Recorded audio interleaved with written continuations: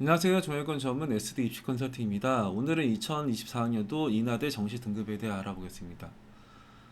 인하대는 올해 변화된 부분이 엄청나게 많아요. 그러니까 거의 모든 부분에서 다 변화됐다라고 보시면 될 것 같은데, 일단은 이제 자율전공이 이번에 되게 많이 생깁니다. 그러니까 이번에는 이제 자율전공의 인문, 자연, 그리고 공학융합, 자연과학융합, 경영융합, 사회과학융합, 인문융합 이런 식으로 이제 선발을 많이 해요. 그러면서 이제 일반적으로 그러니까 원래 일반 학과들의 모집비는 확 줄이면서 이렇게 거의 계열 선발로 하는 쪽의 대학으로 바뀌었고 반영 비율도 바뀌었습니다. 그러니까 문과 같은 경우는 국어 35, 수학 25, 영어 15, 이제 탐구 25, 이제 한국사는 이제 감점 처리가 되는데 작년까지만 해도 국어는 30이었고요. 수학은 25였고 영어 20에 탐구 20에 한국사는 5%였어요. 그러니까 국어가 5%가 증가했고 수학은 그대로고 영어 5% 감소에 탐구 5% 증가. 한국사 5%를 반영했었던 것이 이제 한국사는 감점으로 뭔가 바뀐다라고 생각을 하시면 되고 작년에는 이제 영어가 이제 20%였으니까 200, 198, 196 이런 식으로 갔는데 이제는 이 영어 환산 점수도 일단 낮아져요.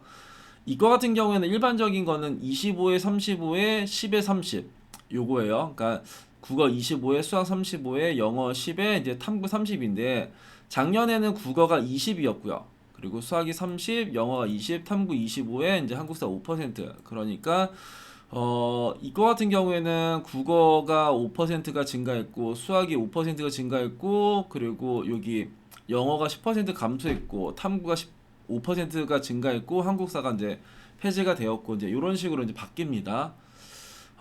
그리고 작년까지만 해도 이제 이과에서는 과탐이 고정이었어요. 근데 이제 다 사과탐이 열리죠. 그러면서 이제 가산점을 이제 3%를 줘요. 그 과탐에 대한 가산점.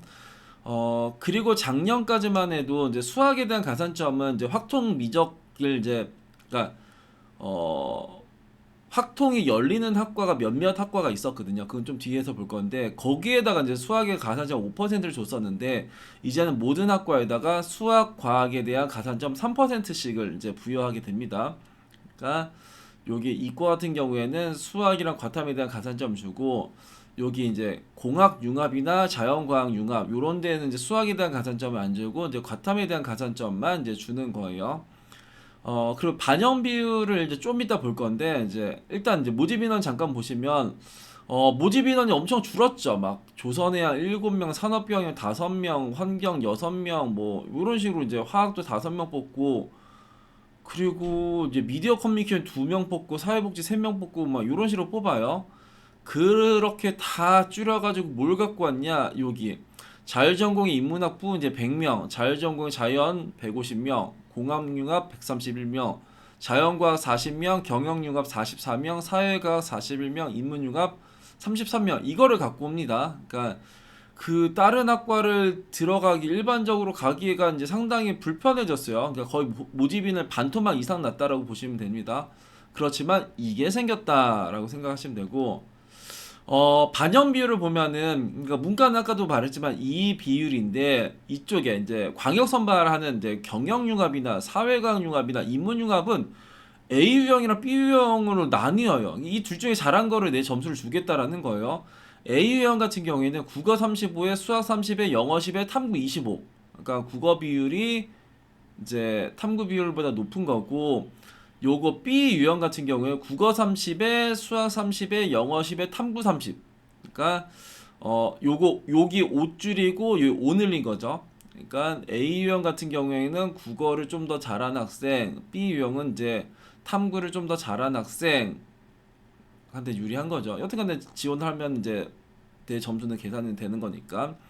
그리고 이 A 유형, B 유형에서는 이제 사탐에 여기 뭐야? 사탐의 가산점 3%를 부여합니다. 그러니까 문과인데 이쪽에 사탐에 대한 가산점을 부여를 해요. 반면에 이쪽에 일반적인 문과 같은 경우에는 사탐에 대한 가산점이 없어요. 얘네들만 있습니다. 경영융합, 사회과학융합, 인문융합만 사탐에 대한 가산점이 있다.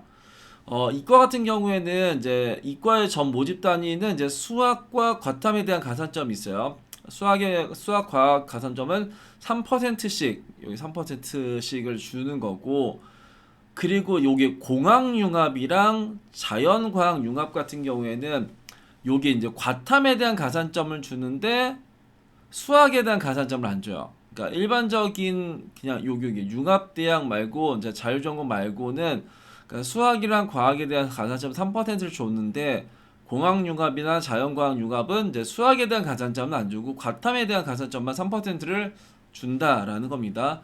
여기도 이제 A 유형, B 유형이 있어요. 그러니까 A 유형 같은 경우 국어는 25로 동일한데 그 A 유형은 수학은 40이고 이제 탐구는 25, B 유형은 수학은 35고 탐구는 30. 그래서 내가 수학을 조금 더 잘했으면 A 유형에 유리하게 내 점수가 환산이 되는 거고 탐구를 좀 더 잘했으면 이제 탐구 점수가 이제 높은 쪽으로 이제 환산이 되겠죠. 이쪽에 자율전공의 이제 인문자연 같은 경우에는 여기서도 이제 A유형, B유형이 있는데 A유형은 이제 국어 35에 수학 30, 영어 10, 탐구 25. B는 30, 30, 10, 30. 그러니까 요거랑 이제 똑같은데요. 이 경영융합, 사회과학융합, 인문융합이랑 자율전공의 인문이랑 반영 비율은 똑같은데 여기는 사탐에 대한 가산점을 이제 준다라는 거고 여기는 안 준다라는 거예요. 이과도 마찬가지죠. 여기서도 이 비율이랑 똑같아요. 25, 40, 10, 25, 25, 40, 10, 25, 25, 35, 10, 30, 25, 35, 10, 30 똑같은데 이 공학융합이랑 자연과학융합은 과탐에 대한 가산점을 주는데 여기는 이제 과탐에 대한 가산점을 안 준다. 이제 이게 좀 다른 부분입니다. 이거 되게 많이 바뀌었죠. 그리고 작년까지만 해도 한국사는 이제 1, 2, 3, 4 등급까지 50점이었어요. 이게 이제 거의 4등급까지 만점을 줬죠. 그러니까 50점을 줬고 그거를 이제 5%를 반영을 했었었는데 올해는 이거를 감산을 한다. 그래서 작년 점수를 기점으로 쓸 수가 없어요. 다 바뀌었거든요. 반영 비율 한국사가 작년에 반영 비율이었는데 이번에 감점이 되고 영어 반영 비율이 달라졌고 그리고 이거 같은 경우에는 일단 이번에 예를 보면은 자율전공 보면 일단 가군에서 거의 이제 잡고 있죠. 그러니까 사회가 인문, 자율전공의 인문, 그리고 자연과학, 그 자율전공의 그러니까 이과 이쪽에서 달라진 여기서 다른 부분은 반영비는 동일한데 여기는 사탐에 대한 가산점을 주는 거고 안 주는 거고요. 여기에서 다른 부분은 여기에서는 과탐에 대한 가산점을 받는 거고 이제 못 받는 거고 이제 그런 겁니다. 그리고 이제 경영융합이랑 이제 공학융합은 이제 나군에서 선발하고 나머지는 다 가군에서 선발한다. 입시 결과를 한번 보면은 이거 입시 결과는 딱히 봐봤자 의미가 없는 거긴 해요. 작년 점수를 보고 내가 이번에 인하대를 쓸 수는 없어요. 그래서 이거를 보시면은 작년에는 이 자율전공이 제일 높았어요. 근데 이게 이번에 이제 문과 이과로 쪼개집니다. 그리고 문과에서 가장 높았던 거는 아태물류였고요. 그 다음에 국제통상, 글로벌금융, 경제, 소비자 뭐 이런 식으로 나갔어요. 문과에서 가장 낮았었던 건 작년에 행정학과였고요. 851점이었고 그리고 이번에 이쪽에 프랑스랑 여기 영어가 또 이제 합쳐집니다. 그러니까 프랑스랑 영어가 합쳐져서 뭐로 되냐?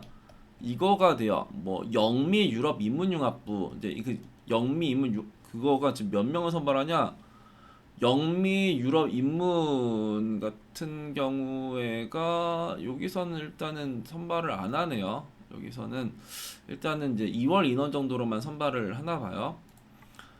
그리고 이제 이과 같은 경우에는 이 의예과가 이제 제일 높은 건 당연할 테고 생명공학, 인공지능 뭐 이런 식으로 갔어요. 근데 이 생명공학, 인공지능, 화학공학, 신소재공학, 에너지, 통계, 산업경영, 생명과학, 화학, 해양과학, 식품영양 같은 경우에는 작년에 이제 수학에 대한 가산점 5%를 줬던 학과예요. 그래서 얘네들의 점수가 높을 수밖에 없었죠. 그러니까 이 이제 작년에 5%를 받았었던 쪽에서 제일 높았던 건 생명공학이었고 가장 낮았었던 거는 이제 식품영양이었다. 이제 이렇게 보시면 되고 가산점을 그 없었던 거에서 가장 높았었던 건 의예과를 제외하면은 반도체 시스템이 이제 884.65였고 전자가 883.74였고 가장 아래쪽에가 조선해양공학과가 이제 859.62였다. 그래서 얘네들 그러니까 이쪽의 학과들은 원래 가산점이라는 것 자체가 없었는데 이제는 이제 수학과 과학에 대한 가산점이 각각 3%씩